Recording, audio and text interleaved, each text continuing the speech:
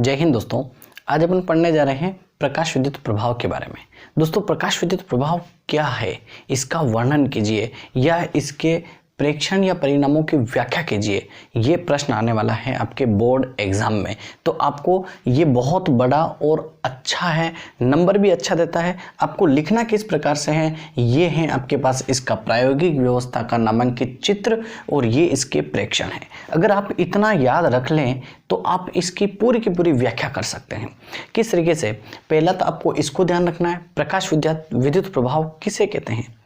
जब किसी धातु की सतह पर देहली आवृत्ति से अधिक आवृत्ति का प्रकाश आपतित किया जाता है तो धातु की सतह से इलेक्ट्रॉन उत्सर्जित होते हैं, जिसके कारण एक विद्युत धारा की उत्पत्ति होती है और इसे प्रकाश विद्युत धारा कहते हैं और इस पूरी प्रक्रिया को प्रकाश विद्युत प्रभाव कहते हैं। ये इसकी परिभाषा है, सरल और सटीक, आपको याद रखना चाहिए। इसमें एक जिक्र हुआ है दोस्तों, देहली आवृत्ति। देहली आवृत्ति क्या है, एक बार मैं आपको ये समझा देता हूं। वह आवृत्ति जिससे अधिक आवृत्ति पर ही इलेक्ट्रॉन उत्सर्जित होंगे उसे अपन देहली आवृत्ति कहते हैं। मतलब देहली आवृत्ति है वह आवश्यक न्यूनतम आवृत्ति जिससे अधिक आवृत्ति का प्रकाश धातु की सतह पर आपतित कराएं और वहां से इलेक्ट्रॉन उत्सर्जित होने के कारण विद्युत धारा की उत्पत्ति हो और इस विद्युत धारा को प्रकाश विद्युत धारा कहें और इस प्रक्रिया को प्रकाश विद्युत प्रभाव करें, तो वो जो आवृत्ति है उसको देहली आवृत्ति कहते हैं। उसका एक अलग से क्वेश्चन बनेगा, क्या है दोस्तों देहली आवृत्ति का, वो इसके अंदर नहीं लिखें तब भी चलेगा, देहली आवृत्ति। और देहली आवृत्ति को दोस्तों न्यू जीरो लिखते हैं। क्या लिखते हैं? Mu zero. ओके, देहली आवृत्ति क्या है? इलेक्ट्रॉन उत्सर्जन के लिए आवश्यक न्यूनतम आवृत्ति को देहली आवृत्ति कहते हैं और इसकी इकाई दोस्तों क्या होती है? हर्ट्ज होती है। आवृत्ति की इकाई हमेशा हर्ट्ज ही होती है। ओके, अभी अपन पढ़ने जा रहे हैं इसके बारे में। तो आपकी ये तो इसकी परिभाषा होगी कि प्रकाश विद्युत प्रभाव किसे कहते हैं। उसके बाद इसकी प्रायोगिक व्यवस्था का नामांकित चित्र है ये, और इस चित्र की व्यवस्था को ही आपको लिखना है जो इसकी संरचना में आएगा। किस में आएगा? संरचना में। फिर इसका वर्णन करेंगे। संरचना में क्या है दोस्तों? प्रकाश विद्युत प्रभाव की प्रायोगिक व्यवस्था में एक निर्वातित कांच की नली होती है जहां से एक प्रकाश स्रोत से प्रकाश एक प्रकाश संवेदी पट्टिका पर आपतित होता है। प्रकाश संवेदी पट्टिका को सी कहते हैं जो कि कैथोड का कार्य करता है, तथा इस निर्वातित कांच की नली के दूसरे सिरे पर एक धातु की प्लेट लगी होती है जो एनोड का कार्य करती है। सी तथा ए को एक दिक् परिवर्तक की सहायता से जोड़ा जाता है। ये दिक् परिवर्तक क्या है? PQRSTU, इसको दिक् परिवर्तक कहते हैं। परीक्षा में अलग से क्वेश्चन आता है कि दिक् परिवर्तक का कार्य लिखिए। दिक् परिवर्तक का कार्य सी तथा ए के मध्य विभवांतर को बदलना है। क्या कार्य करता है? विभवांतर को बदलने का काम करता है। और फिर परिपथ में विद्युत धारा को मापने के लिए एक माइक्रो एमीटर लगाया गया है, जिसके श्रेणी क्रम में सी तथा ए के मध्य विभवांतर को नापने के लिए वोल्ट मीटर लगाया गया है। धारा को नियंत्रित करने के लिए एक धारा नियंत्रक लगाया गया है और एक बैटरी भी लगाई गई है। तो ये इसका दोस्तों अपने पास इसका क्या हो गया? संरचना हो गया। फिर अपन इसकी स्टडी कैसे करेंगे? आपको साफ साफ पता चला होगा कि डायग्राम कोई बोला हूं मैं, इसके अतिरिक्त एक शब्द नहीं बोला हूं। तो आपको डायग्राम पता है तो इसकी संरचना लिख पाएंगे। अब इसके प्रेक्षण में क्या, पहला क्या है दोस्तों?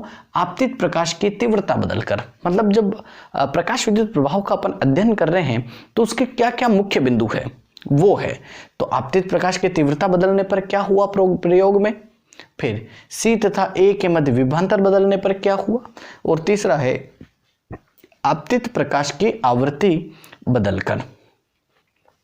तीनों, एक ग्राफ, दो ग्राफ, तीन ग्राफ याद रखें, आपका पूरा का पूरा टॉपिक ही फिनिश। कम से कम 4 नंबर का आएगा दोस्तों एग्जाम में। कितने नंबर का? 4 नंबर का प्रकाश विद्युत प्रभाव। तो आपको ध्यान से पढ़ना है। अभी आपको एक परिभाषा ध्यान रखिए प्रकाश विद्युत प्रभाव की। अलग से क्वेश्चन देहली आवृत्ति का आ सकता है, अलग से क्वेश्चन दिक् परिवर्तक का आ सकता है। दिक् परिवर्तक का कार्य लिखिए, तो ये भी मैंने आपको बताया। फिर इसकी संरचना के बारे में बताया। अब अगर आप ये डायग्राम ध्यान रख लें, ये ग्राफ याद रख लें और ये ग्राफ याद रख लें तो पूरी की पूरी थ्योरी लिख पाएंगे।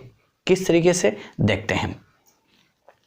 जब आपतित प्रकाश की तीव्रता बदली जाती है जैसे जैसे आपतित प्रकाश की तीव्रता को बढ़ाया जाता है, प्रकाश विद्युत धारा का मान भी बढ़ने लगता है। आप खुद जानते हैं, अगर मैं इस बिंदु की बात करूं, इस बिंदु की, तो यहां पे ये प्रकाश की तीव्रता का मान होगा और ये प्रकाश विद्युत धारा का मान। यहां से अगर प्रकाश की तीव्रता को मैंने बढ़ाया यहां तक, तो प्रकाश विद्युत धारा का मान भी तो बढ़ गया। फिर और बढ़ाया यहां तक, तो इधर भी तो बढ़ गया।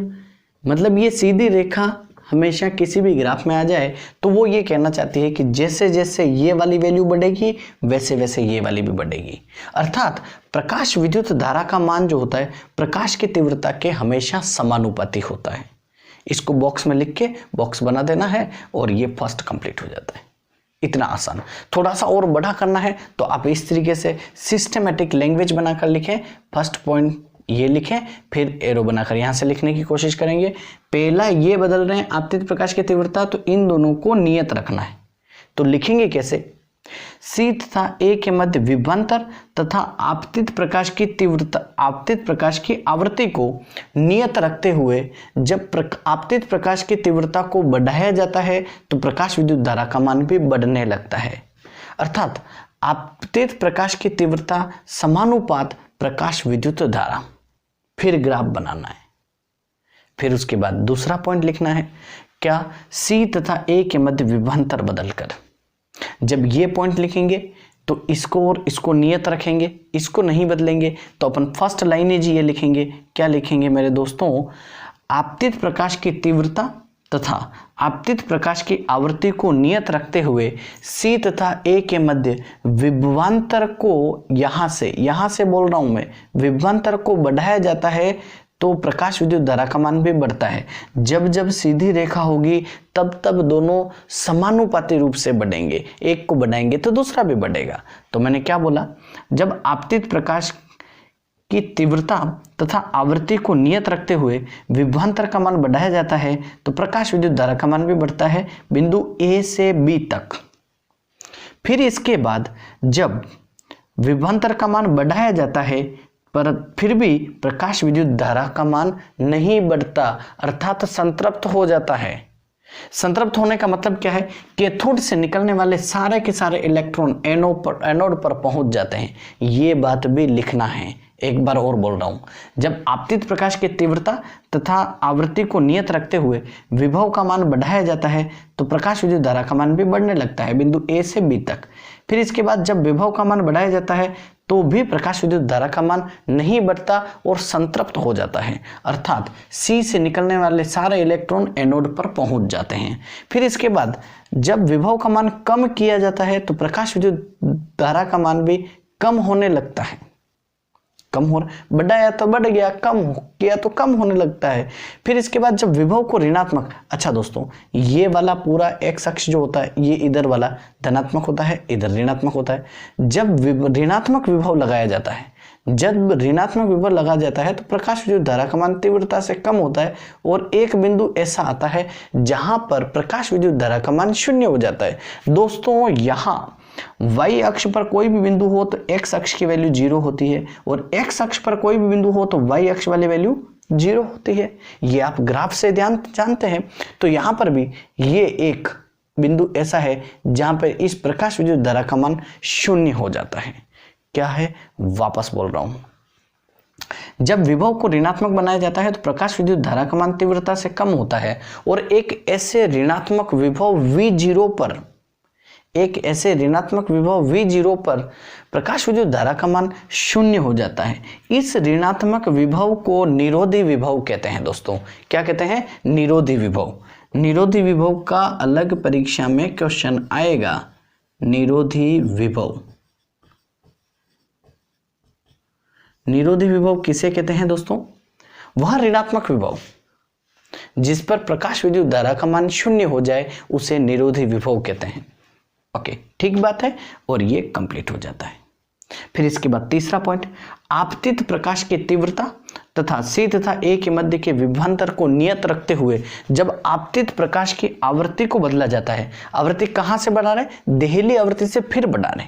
जब आवृत्ति को बदला जाता है तो प्रयोग में देखा गया कि प्रकाश विद्युत धारा का मान नहीं बदलता या कोई प्रभाव नहीं पड़ता है, मतलब प्रकाश की आवृत्ति पर प्रकाश विद्युत धारा का मान निर्भर नहीं करता है। ये एक लाइन कैसे बोल रहे हैं? बोले सर ये तो रट रहे हैं। बोले नहीं, ये मैंने आपको कहा कि हर एक चीज ग्राफ से लिखेंगे और इस ग्राफ के अंदर प्रकाश विद्युत धारा का नामो निशान तक नहीं आ रहा है।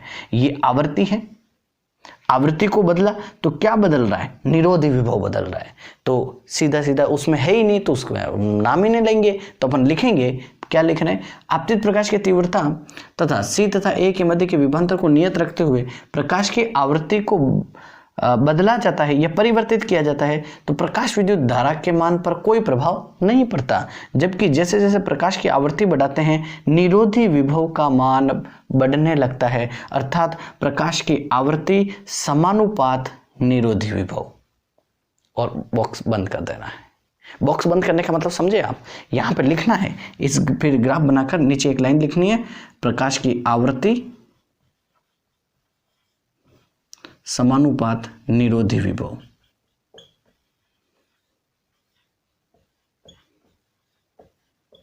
और ये ऐसा बॉक्स, ये वाला, ठीक है। ऐसा कैसा? पूरी थ्योरी लिख के ग्राफ बना के फिर ये क्या लिखेंगे? प्रकाश की तीव्रता, पूरा लिखना है, मैं तीव्रता शॉर्ट में लिख रहा हूं, समानुपात प्रकाश विद्युत धारा, फिर ये वाला बॉक्स, ऐसा कर देना है। तो दोस्तों ये हो गए आपके प्रकाश विद्युत प्रभाव कंप्लीट। और फिर ये डायग्राम बनाकर नीचे एक स्टार लगाकर मोस्ट इंपोर्टेंट बात लिखनी है। जब भी प्रयोग में देखा गया कि देहली आवृत्ति से अधिक आवृत्ति का प्रकाश धातु की सतह पर आपतित करते ही इलेक्ट्रॉन उत्सर्जित हो जाते हैं, अर्थात जब जब देहली आवृत्ति से अधिक आवृत्ति का प्रकाश धातु की सतह पर आपतित कराया जाएगा तो इलेक्ट्रॉन उत्सर्जन होने में कोई समय नहीं लगेगा, शून्य समय लगेगा। ये है प्रकाश विद्युत प्रवाह पूरा का पूरा। अब आपको एक बार और आप देख सकते हैं जिससे आपको एकदम कंठस्थ हो जाए। मिलते हैं अगले वीडियो में।